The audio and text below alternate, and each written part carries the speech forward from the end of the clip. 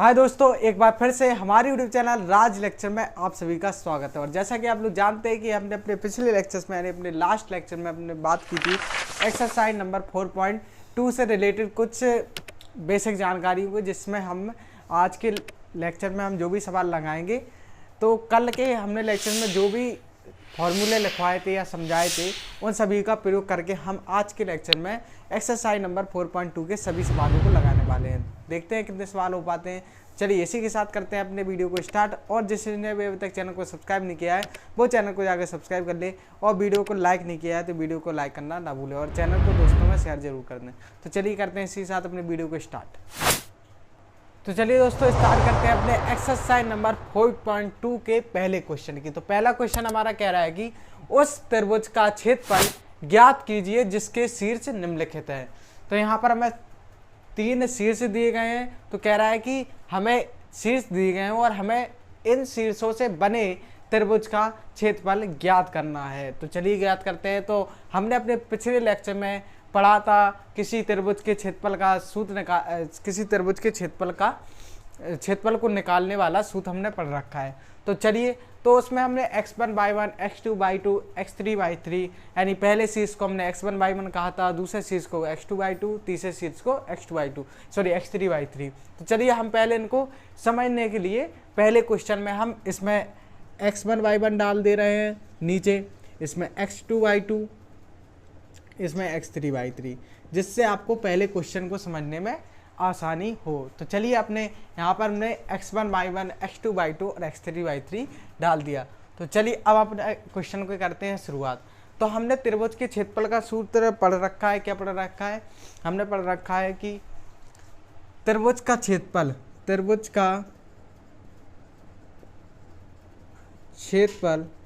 Delta बराबर हमने पढ़ रखा है 1/2 vertical box x1/1, x2/2, x3/3 1 1 1। ये हमने त्रिभुज के क्षेत्रफल का सूत्र पढ़ रखा है सारणिक विधि द्वारा।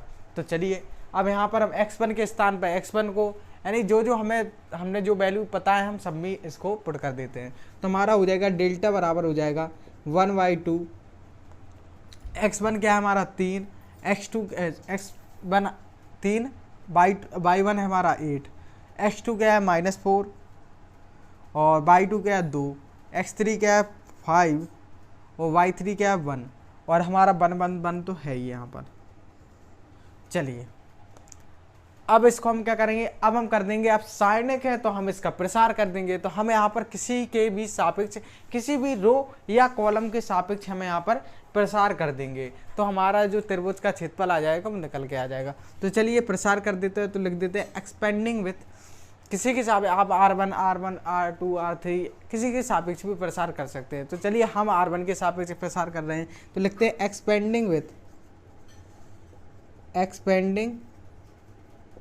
विथ R1 के सापेक्ष प्रसार किया तो यहाँ पर आ जाएगा डेल्टा बराबर 1/2 है ही हमारे पास और इसको बड़े ब्रैकेट में रख देते हैं क्योंकि ये पूरे की सारणिक के गुणा में है।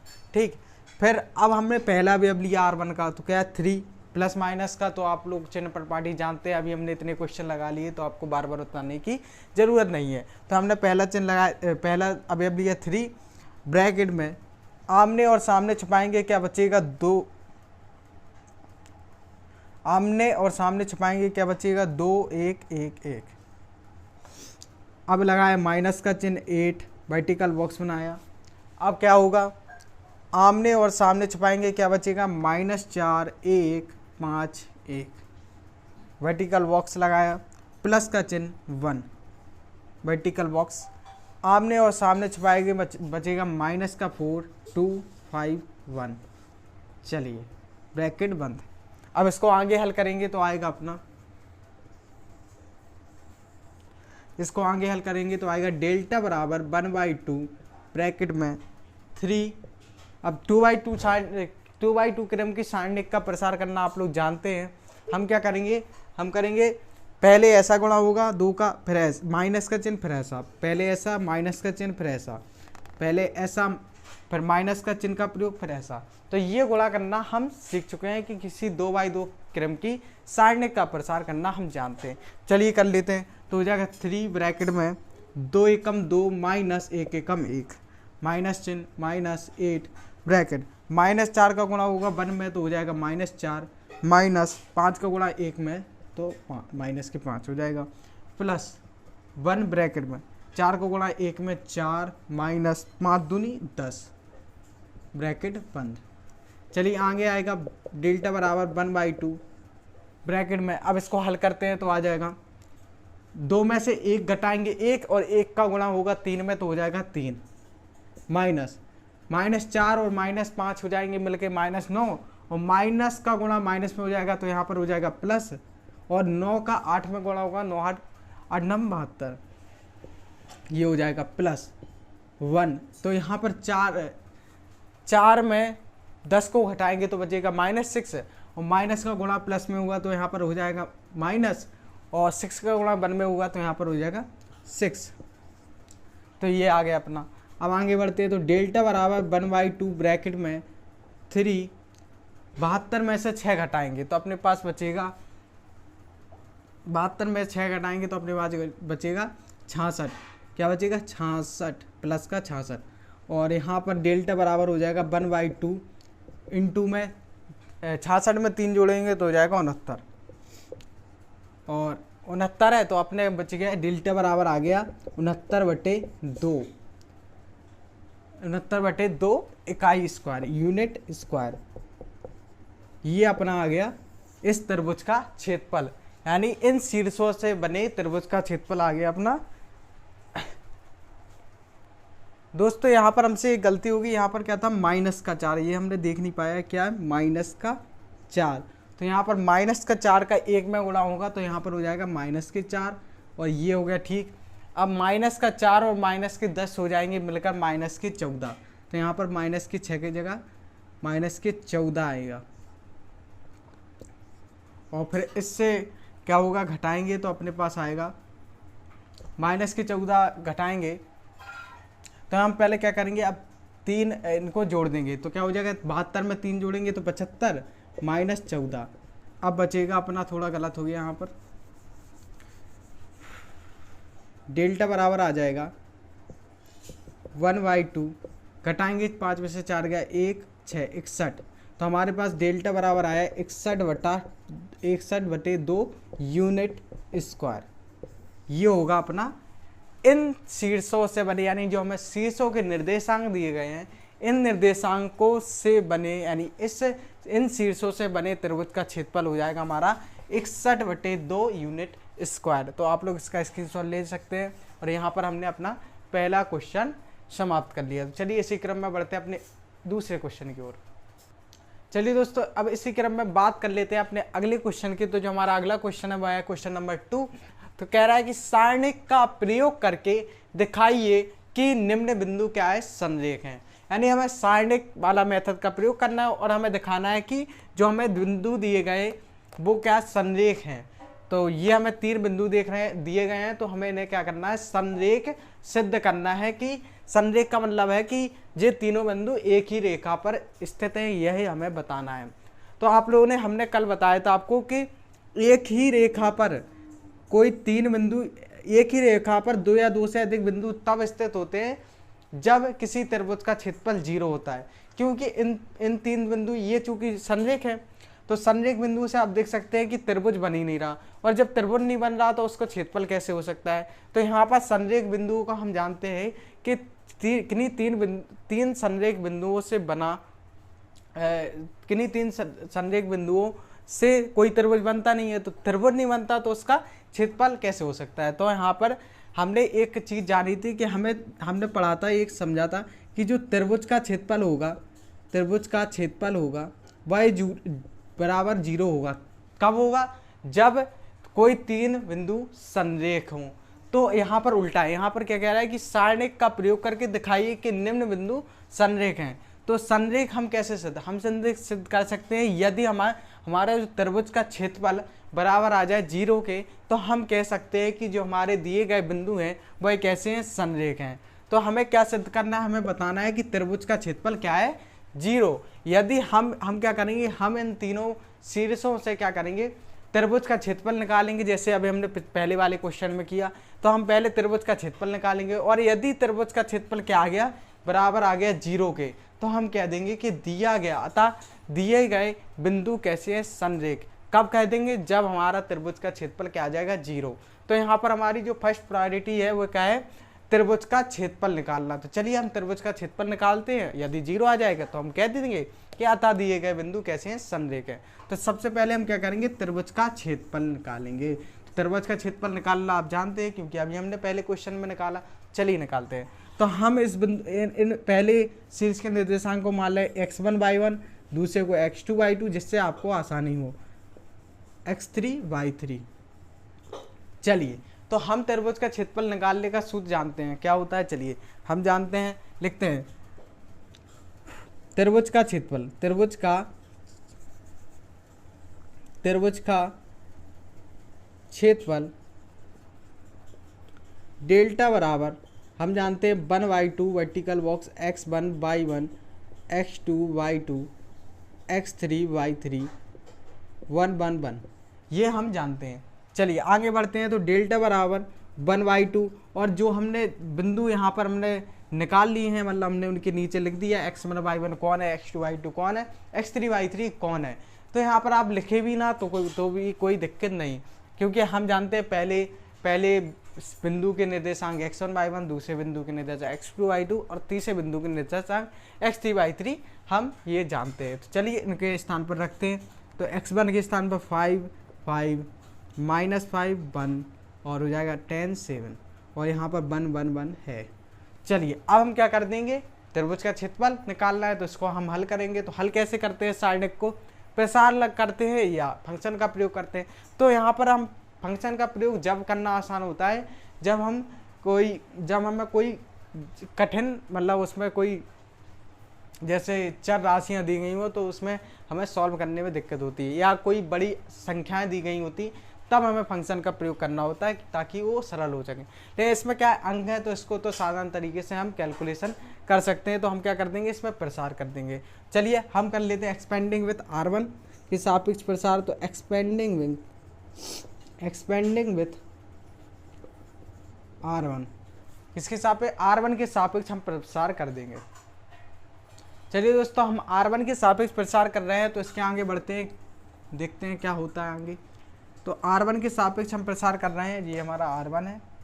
तो लिखते हैं डेल्टा बराबर 1/2, बड़ा ब्रैकेट इसलिए लगाया क्योंकि हम जानते हैं कि यू 1/2 का जो गुणा हो रहा है वह हो रहा है पूरी सारणिक में, तो यहाँ हमने बड़ा ब्रैकेट लगाया। अब R1 के सापेक्ष कर रहे हैं, चिन्ह पर पार्टी आप जानते हैं, तो यहाँ पर प्लस का 5 वर्टिकल बॉक्स लगाया, आमने और सामने छुपाया, क्या बचा 1 1 7 1 1 1 7 1, वर्टिकल बॉक्स पर माइनस का चिन्ह 5, आमने और सामने छुपाया, क्या बचा माइनस का 5 1 10 1, प्लस क्या है 1, वर्टिकल बॉक्स लगाया, क्या है आमने और सामने छुपाएंगे, क्या बचेगा -5 1 -5 1 10 7।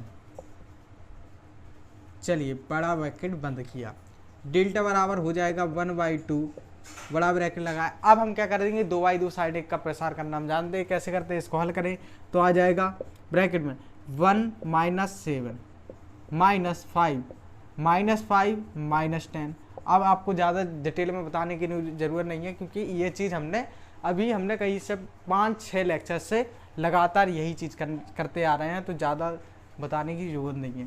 प्लस 1 ब्रैकेट में -5 का गुणा होगा 7 में, तो 35 माइनस के 35, और 10 का गुणा 1 में माइनस के 10। ठीक, चलिए तो इसको हमने बड़ा ब्रैकेट बंद किया, डेल्टा बराबर हो गया 1/2। चलिए अब अंदर हल करते हैं। तो 1 में से 7 को घटाएंगे तो आएंगे -6, और माइनस का 6 का गुणा होगा 5 में, तो -30 हो जाएगा यहाँ पर, और माइनस का चिन्ह लगाए, और तो यहाँ पर क्या हो जाएगा, माइनस का 5 और माइनस के 10 हो जाएंगे मिलके -15, और माइनस का गुणा माइनस पे हो जाएगा, तो यहाँ पर हो जाएगा प्लस, और तो 15 का गुणा 45 में, तो हो जाएगा 15 × 75। ठीक, प्लस का चिन्ह लगाया, माइनस का 35 और माइनस के 10 जुड़ के हो जाएंगे कितने, माइनस के 35 और माइनस के 10 हो जाएंगे माइनस के 45, और यहाँ पर माइनस का गुणा प्लस में होगा तो यहाँ पर हो जाएगा माइनस के, और यहाँ पर माइनस 45 हो रहा था तो यहाँ पर हो जाएगा माइनस के 45। ठीक, अब इसको आगे हल करें तो आएगा डेल्टा बराबर 1/2 माइनस के 30 और माइनस के 45 बन के हो जाएंगे माइनस के 75, प्लस का 75 हमारे पास है तो यहाँ पर माइनस का 75 प्लस के 75 से कैंसिल हो जाएगा, तो यहाँ पर बचेगा डेल्टा बराबर 1/2 इंटू 0। और हम जानते हैं कि किसी भी संख्या का हम 0 में भाग देते हैं तो हमारा क्या हो जाता है 0, भाग या गुणा करते हैं तो हो जाता है 0, तो यहाँ पर हो गया हमारा डेल्टा बराबर 0। तो यहाँ से हमने देखा कि हमारा जो हमने इन तीनों बिंदुओं से क्या निकाला, त्रिभुज का क्षेत्रफल बनाया, इन तीनों बिंदुओं से बने त्रिभुज का क्षेत्रफल हमने निकाला, और हमने यहाँ पर देखा कि इन तीनों बिंदुओं से बने त्रिभुज का क्षेत्रफल आ रहा है हमारा 0 आ रहा है। तो हमने कल एक कंडीशन पढ़ी थी कि यदि त्रिभुज का क्षेत्रफल क्या होता है 0, तो वो जो बिंदु होते हैं वह कैसे हो जाते हैं, संरेख। तो यहाँ से अतः हम कह सकते हैं अतः दिए गए बिंदु संरेख हैं, अतः हम कह सकते हैं कि दिए गए बिंदु संरेख हैं, ये हो गया प्रूव्ड। तो यहाँ पर जो हमारा क्वेश्चन कह रहा है था कि सिद्ध कीजिए कि दिए गए बिंदु संरेख है, तो यहाँ पर हमने क्या किया, त्रिभुज का क्षेत्रफल निकाला, और हम जानते हैं कि यदि किसी त्रिभुज का क्षेत्रफल 0 हो जाए तो हम कह देंगे कि वह बिंदु कैसे होते हैं, संरेख होते हैं। तो चलिए हमारा यह क्वेश्चन समाप्त होता है और आप इसका स्क्रीनशॉट ले लीजिए। चलते बढ़ती हैं अपने अगले क्वेश्चन की ओर। चलिए दोस्तों, अब इसी क्रम में बात कर लेते हैं अपने क्वेश्चन नंबर 3 के, यानी एक्सरसाइज नंबर 4.2 के तीसरे क्वेश्चन की। तो यहाँ पर हमारा जो तीसरा क्वेश्चन कह रहा है कि यदि बिंदु a, 0, 0, b तथा 1, 1 संरेख है तो सिद्ध कीजिए कि 1/a प्लस 1/b बराबर है 1 के। तो यहाँ पर हमें अब इस जो तीसरा क्वेश्चन है वो हमारा कह रहा है कि अब हमें संरेख बिंदु, मतलब जो हमें बिंदु दिए गए हैं वो ये कह रहा है कि सीधे संरेख है, मतलब हमें दिया गया है, ये क्वेश्चन में दिया गया है कि जो हमारे दिए बिंदु हैं वो कैसे हैं, संरेख हैं। तो कह रहा है सिद्ध कीजिए कि 1/a प्लस 1/b बराबर है 1 के। तो हमें ये कंडीशन सिद्ध करनी है। तो हमने अपनी लास्ट लेक्चर में पढ़ा था कि जब दिए गए बिंदु संरेख होते हैं तो हमने सूत्र पढ़ा था x1 वर्टिकल बॉक्स में x1/1, x2/2, x3/3 और अपने तीसरे वाले कॉलम में 1 बराबर होता है 0 के। हमने ये वाली कंडीशन पढ़ी थी कि यदि दिए गए बिंदु संरेख हों तो हमारी कंडीशन होती है x1 y1, x2 y2 और x3 y3, और यहाँ पर होता है 1 बराबर होता है 0 के। ये कंडीशन ने पढ़ी थी अपने पिछले लेक्चर्स में। तो चलिए, तो इस क्वेश्चन में हम इसी कंडीशन का प्रयोग करने वाले हैं। तो चलिए करते हैं और इस कंडीशन को सिद्ध करते हैं जो हमें दे रखी है। चलिए, तो हम पहले सबसे पहले बिंदु को लिख लेते हैं a, 0, 0, b और 1, 1। चलिए इसको स्टार्ट करते हैं। तो अब हम x1y1, x1y1, x2y2, x3y2 यहाँ पर नहीं लिख रहे हैं क्योंकि अब आप समझ जाएंगे। चलिए, तो यहाँ पर लिख देंगे चूंकि, यहाँ पर लिखेंगे चूंकि दिए गए बिंदु संरेख हैं। हमने लिख दिया चूंकि दिए गए बिंदु संरेख हैं, इसलिए हम लिख देंगे x1 y1, x2 y2, x3 y3, 1 बराबर है 0 के। यानी हमने कंडीशन बता दी, चूंकि दिए गए बिंदु संरेख हैं तो ये कंडीशन हमने पढ़ रखी है, तो हमने लिख दिया ये बराबर है 0 के। चलिए, अब इसके स्थान पर जो जो हमें पता है हम रख देते हैं। तो हो जाएगा अपना a 0, 0b और 1 1, तो यहाँ पर 1 ऑलरेडी है। चलिए, अब इसको आप किसी के भी सापेक्ष इसका प्रसार कर सकते हैं। आप चाहे R1 के सापेक्ष, यानी किसी भी रो या कॉलम के सापेक्ष आप इसका प्रसार कर सकते हैं। तो चलिए, हम तो अपने R1 के सापेक्ष प्रसार करेंगे। तो चलिए लिखते हैं यहाँ पर एक्सपेंडिंग विथ R1। तो हम यहाँ पर R1 के सापेक्ष प्रसार कर ले रहे हैं, एक्सपेंडिंग विथ R1। तो हम क्या कर रहे हैं, यहाँ पर हमने कर दिया R1 के सापेक्ष प्रसार। तो चलिए इसी क्रम में आगे बढ़ते हैं।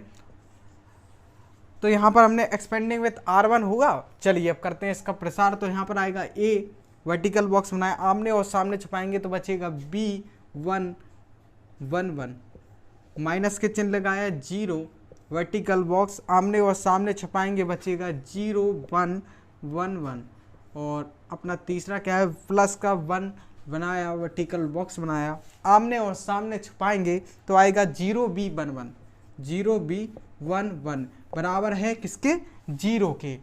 चलिए अब इसको आगे हल करेंगे तो आएगा A ब्रैकेट में B का 1 में गुणा B माइनस 1 का 1 में गुणा 1 माइनस, यहाँ पर हम गुणा कर देंगे और उस, चलिए कर ले रहे हैं, एक लाइन बढ़ेगी कोई दिक्कत नहीं, 0 का 1 में 0 माइनस 1 का 1 में 1 प्लस 1, 0 का 1 में 0 माइनस B का 1 में माइनस के B हो जाएगा बराबर 0। इसको आगे हल करेंगे तो हो जाएगा AB minus 1 AB minus A minus 0 का गुणा अंदर होगा तो 0 आएगा, प्लस 1 का गुणा अंदर करेंगे तो कोई फर्क नहीं पड़ेगा, तो हो जाएगा हमारा 0 माइनस B। चलिए क्या आता है तो देखते हैं, यहाँ पर आएगा, यहाँ पर आ रहा है अपना AB minus A minus B बराबर 0। अब क्या कर देंगे, हम AB को ले जाएंगे उस साइड, तो हो जाएगा हमारा माइनस के A माइनस की B बराबर हो जाएगा माइनस के AB। अब हम कर देंगे दोनों पक्षों में -1 का, या ऐसा नहीं करेंगे, अब हमें पहले देखेंगे हमारे क्वेश्चन में सिद्ध करने के लिए क्या कह रहा है कि 1/AB और 1/B प्लस 1/B बराबर सिद्ध करना है 1 के। तो हम क्या कर देंगे, दोनों पक्षों में क्या कर देंगे, 1/AB का भाग कर देंगे। क्यों कर देंगे, क्योंकि हमें RHS में क्या लाना है, 1 लाना है। तो यहाँ पर 1 तभी होगा जब हम क्या कर देंगे, AB का भाग करेंगे दोनों पक्षों में, वो भी अब हम चूंकि प्लस का 1 लाना है तो यहाँ पर हम क्या कर देंगे, माइनस AB का दोनों पक्षों में भाग करने पर लिखेंगे, दोनों पक्षों में माइनस AB का भाग करने पर। चलिए भाग करते हैं तो हो जाएगा माइनस के A अपॉन माइनस के AB माइनस के B अपॉन माइनस के B अपॉन माइनस के AB बराबर माइनस के AB अपॉन माइनस के AB। तो यहाँ से ये से कैंसिल, माइनस से माइनस कैंसिल, माइनस से माइनस कैंसिल, 1 से A, B से B कैंसिल। और आगे देखते हैं आगे क्या आता है। तो अब आगे बढ़ने से पहले हमें इसको थोड़ा मिटाना पड़ेगा, तो आप इसका स्क्रीनशॉट ले लीजिए इस साइड का, और हम इसको थोड़ा मिटा लेंगे फिर आगे बढ़ेंगे क्योंकि हमारे पास जगह कम है। तो यहाँ पर आगे हो जाएगा अपना, बचेगा 1/B माइनस का बचेगा, माइनस का ऊपर जाएगा तो हो जाएगा माइनस के 1/B, सॉरी माइनस के 1/A, यहाँ पर B अकेला कैंसिल हुआ, A नहीं हुआ, तो बचा माइनस के 1/A बराबर बचा 1। अब क्या हो जाएगा, माइनस माइनस का गुणा होगा तो हो जाएगा प्लस, तो हो जाएगा बचेगा 1/B प्लस 1/A बराबर 1। और यहाँ पर इसको हम सिस्टमैटिक तरीके से रख दे तो हो जाएगा 1/A प्लस 1/B बराबर हो जाएगा 1 के। और आप लोग देख रहे होंगे कि जो हमारी कंडीशन है वह हो चुकी है सिद्ध। आप लोग देख रहे होंगे कि हमें सिद्ध करना था 1/A प्लस 1/B बराबर है 1 के, और जो कि हमने यहाँ पर सिद्ध कर दिया है। तो हम यहाँ पर लिख देंगे, अतः जो हमारे कंडीशन है वह हो गई प्रूव्ड, तो यहाँ पर हमने लास्ट में लिख दिया प्रूव्ड। चलिए यहाँ पर आपका जो क्वेश्चन है वह हो जाता है समाप्त, और आप इसका स्क्रीनशॉट ले सकते हैं। और इसी क्रम में बढ़ते हैं अपने लास्ट क्वेश्चन में, यानी आज के लेक्चर के लास्ट क्वेश्चन में हम बात करते हैं। तो चलिए बढ़ते हैं अपने अगले क्वेश्चन की ओर। चलिए दोस्तों इसी क्रम में बात कर लेते हैं आज के लेक्चर्स के लास्ट में क्वेश्चन को। तो जो हमारा चौथा क्वेश्चन है वो कह रहा है कि यदि बिंदु A, B, A1, B1 तथा A-A1, B-B1 संरेख हैं तो सिद्ध कीजिए कि A/B बराबर है A1/B1 के। तो यहाँ पर आप लोग देख रहे हैं कि जो हमें बिंदु दिए गए हैं वो अब संख्यात्मक ना होकर अब हमें दे गए हैं अक्षरों के रूप में दे गए हैं। तो यहाँ पर आप लोग अक्षरों के रूप में दिए गए हैं, तो यहाँ पर हमें चरों के रूप में दिए गए हैं। तो अब हम क्या करेंगे, इनमें हम क्या करेंगे, अब हम इसको प्रसार करके इसको हल करना थोड़ा कठिन हो सकता है। तो हम इसमें क्या करेंगे, एक छोटा सा फंक्शन लगा देंगे जिससे हमारा क्वेश्चन बहुत ही सरल हो जाएगा। तो चलिए इसी क्रम में क्या करते हैं, इसको हल करते हैं। तो हमें बिंदु दिए गए हैं, तो उससे हम क्या करते हैं, सबसे पहले उन बिंदुओं को लिखते हैं a comma b comma a1 comma b1 तथा क्या अनुसार है तीसरा a minus a1 comma b minus b1। चलिए ये हमें बिंदु दे रखे हैं। अब और कह रहा है कि ये जो बिंदु है वो कैसे है, संरेख। तो सिद्ध करना हमें a अपॉन बी बराबर है a1 अपॉन b1 के। तो चलिए सिद्ध करते हैं। तो हमारा वही फॉर्मूला कि हम जानते हैं कि यदि कोई बिंदु संरेख है तो त्रिभुज का क्षेत्रफल बराबर होता है 0 के। तो यहाँ पर लिख देंगे त्रिभुज का क्षेत्रफल बराबर 0 होता है। और आप लोग कंडीशन जानते हैं क्या होता है, कंडीशन आप जब जानते हैं कि पहले ही हम निकाल चुके हैं, तो हम सीधा लिखेंगे, यहाँ पर लिख दे रहे हैं x1 y1 x2 y2 x3 y3 1 1 1। ये कंडीशन हमने अपने पिछले लेक्चर्स में पढ़े रखी है। चलिए इसके आगे हल करें तो आ जाएगा अपना x1 के स्थान पर a b a1 b1 a minus a1 b minus b1 हो जाएगा अपना 1 1 1 बराबर है 0 के। चलिए अब हम इसमें छोटा सा एक फंक्शन लगा देंगे जिससे हमारा क्वेश्चन बहुत ही सरल हो जाएगा। तो यहाँ पर हम फंक्शन का प्रयोग करेंगे। हम यहाँ पर फंक्शन लगा देंगे r3 चेंज टू, दिख रहा होगा आपको, नहीं दिख रहा तो थोड़ा और ऊपर लिख देते हैं, r3 change to r3 minus r1 plus r2। तो हमें यहाँ पर क्या करना है, यहाँ पर हमने फंक्शन लगाया r3 चेंज टू, यानी r3 को चेंज करेंगे। r3 में से पहले हम r1 प्लस r2 को जोड़ेंगे और r1 प्लस r2 से जो भी आएगा उसको r3 से घटा देंगे। तो हमारा ये जो सारणिक का मान है, यानी जो इसमें उपस्थित अवयव हैं, वो काफ़ी सरल हो जाएंगे। तो आप लोग देखेंगे कितना सरल होता है। तो चलिए इसके आगे बात करते हैं। चलिए फंक्शन लगाने से देखते हैं क्या होता है। तो चलिए यहाँ पर हमने फंक्शन लगाया, r3 को चेंज कर रहा है r3 minus r1 plus r2 को। और सबसे पहले हम उनको सबसे पहले उनको देखेंगे जो चेंज नहीं हो, चेंज कौन नहीं हो रहा, r1 और r2 यहाँ पर चेंज नहीं हो रहे हैं। तो सबसे पहले हम उनको लिखेंगे, तो हो जाएगा हमारा चेंज कौन नहीं है, r1 और r2। तो उनको पहले हम सेम की सेम लिख देते हैं। अब कौन चेंज हो रहा है, r3 चेंज हो रहा है, वो भी कैसे, r3 में से r1 प्लस r2 को पहले जोड़ेंगे फिर r3 को घटाएंगे। तो यहाँ पर हो जाएगा r1 और r2 को जोड़ेंगे तो हो जाएगा a प्लस a1 और b प्लस b1, ये हमारा बनेगा। और यहाँ पर जोड़ेंगे तो यहाँ पर क्या हो जाएगा 2। यहाँ पर हम जिस साइड में रफली के तौर पर कर रहे हैं ताकि आपको समझ में आए, हमने क्या किया, r1 और r2 को जोड़ दिया, ये हो गया। अब इसको r3 में से, यानी इससे हमें इसको घटाना है। तो चलिए घटाते हैं। तो हम यहाँ पर ये अलग चीज़ है। अब यहाँ पर हम r3 में से इस r1 प्लस r2 को घटाएंगे। तो घटाते हैं तो a माइनस a1 में से a प्लस a1 को घटाएंगे, यानी a माइनस a1 में से माइनस करेंगे a। तो यहाँ पर माइनस को वाला अंदर होगा तो ये भी माइनस का हो जाएगा। तो प्लस a से माइनस a कैंसिल। यहाँ पर कुछ गलती हो रही क्या। तो दोस्तों यहाँ पर हम r3 में से r1 को हटा रहे हैं। तो r3 क्या हमारा, r3 में से r3 में से r1 प्लस r2 को, और यहाँ पर r1 प्लस r2 हमने निकाल लिया है साइड में रफली तौर पर। तो यहाँ पर हम क्या करें, r3 में से r1 को हटा रहे हैं। तो a minus a1 minus a plus a1, तो प्लस का a से माइनस का a कैंसिल और माइनस के a1 से प्लस का a1 कैंसिल। तो यहाँ पर आ जाएगा 0 आ जाएगा। फिर दूसरी बात करते हैं। अब यहाँ पर क्या आ गया, इसका मान 0 यानी r3 में यहाँ पर 0 आ गया। अब हम क्या करेंगे, इस अवयव से इसको घटाएंगे। तो यहाँ पर हो जाएगा अपना b माइनस b1 से, यानी यहाँ पर अब 0 हो गया। अब b माइनस b1 से क्या घटा रहा है, b प्लस b1 को, तो हो जाएगा अपना b प्लस b1। और यहाँ पर माइनस का b प्लस के b से कैंसिल और माइनस का b1 प्लस के b1 से कैंसिल। तो यहाँ भी आ गया 0। अब क्या करेंगे, हम 1 को 2 से घटाएंगे तो यहाँ पर आ जाएगा माइनस का 1। तो यहाँ पर आ गया माइनस का 1 बराबर है किसके, 0 के। तो ये हमने रफली तौर पर किया था ताकि आप लोगों को अच्छे से समझ में आ जाए। तो इसको हम बिठा देते हैं, ठीक।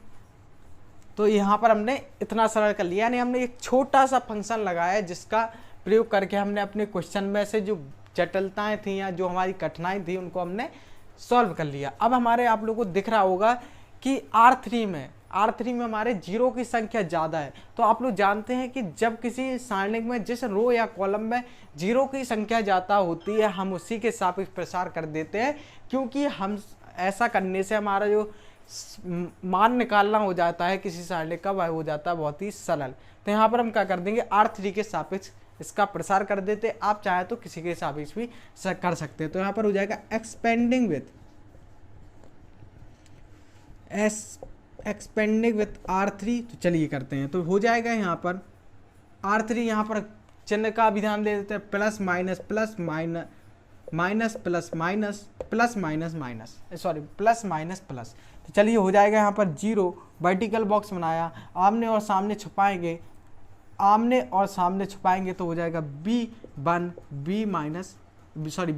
1 और फिर आता है -0, आमने और सामने छुपाएंगे तो बचेगा A1 1 और यहाँ पर प्लस का चिन्ह आता है तो माइनस का 1 है तो प्लस से गुणा होगा तो माइनस का 1। वर्टिकल बॉक्स में आमने और सामने छुपाएंगे तो बचेगा A1 B1 बराबर है 0 के। अब यहाँ से आप हल करेंगे तो इसका मान तो 0 आने वाला है, आप लोग जानते हैं। तो यहाँ पर हो जाएगा 0 -1। इसको हल करें, A का B1 में होगा गुणा तो हो जाएगा ब्रैकेट में AB1 माइनस का चिन्ह A1 का B में तो A1B बराबर 0। चलिए अब क्या करेंगे हम, -1 का गुणा अंदर होगा तो हो जाएगा माइनस के AB1 और प्लस का A1B बराबर 0। अब हम माइनस का RHS में ले जाएंगे तो माइनस की चीज़ को RHS में ले जाएंगे तो हो जाएगा A1B बराबर AB1। चलिए अब हमें देखेंगे सिद्ध क्या करना, हमें सिद्ध करना है A/B बराबर है किसके, A1 B1 के। तो चलिए हम इसको साइड में कर लेते हैं, यहाँ पर जगह नहीं है तो इसी को हम साइड में ले जाते हैं, इतने में हो जाएगा। तो हमें क्या करना है, A/B को एक साइड, तो यहाँ पर A है तो हम क्या करेंगे B को RHS में भेज दे रहे, तो हो जाएगा हमारा A1 बराबर A/B और जो B1 है वो हमें लाना है A1 के पास, तो हम क्या कर देंगे यहाँ के B1 को LHS में भेज देंगे तो हो जाएगा यहाँ पर B1। तो यहाँ पर आप लोग देख रहे हैं कि A1/B1 बराबर है A/B के, जो कि हमें सिद्ध करना था और यहाँ पर हमने ये चीज़ सिद्ध कर ली। आप लोग देख रहे होंगे यहाँ पर आप लोग देख रहे होंगे कि हमें सिद्ध करना था A/B बराबर है A1/B1 के, और यहाँ पर हमने सिद्ध कर दिया A1/B1 बराबर है A/B के। तो आप लोग देख रहे हैं कि हमने चीज़ों को बिल्कुल सिद्ध कर दिया है। तो हम यहाँ से कह सकते हैं अतः जो हमारा क्वेश्चन है वह हो गया अप्रूव्ड। तो चलिए आप लोगों ने देखा कि हमने इस क्वेश्चन को किस प्रकार सॉल्व किया, सिर्फ हमने इसमें एक फंक्शन का प्रयोग किया। क्यों किया, क्योंकि हमारी जो इस क्वेश्चन में जटिलताएं थी या कठिनाइयाँ थी उनको सरल करने के लिए। तो यहाँ पर हमने अपने क्वेश्चन को बहुत ही सरल कर दिया है। चलिए दोस्तों, इसी क्रम में आप इसका स्क्रीनशॉट ले लीजिए और आज की वीडियो में हम बस इतना ही रहने देते हैं। मिलते हैं अपने अगली वीडियो में, जिसमें हमने एक्सरसाइज नंबर 4.2 को ही हम आगे के कुछ क्वेश्चनों को देखेंगे। 4-5 क्वेश्चन और रह गए हैं, उनकी भी बात कर लेंगे, फिर आगे बढ़ेंगे अपने एक्सरसाइज नंबर 4.3 की ओर। तो चलिए मिलते हैं अपने अगली वीडियो में, तब तक के लिए गुड बाय, धन्यवाद।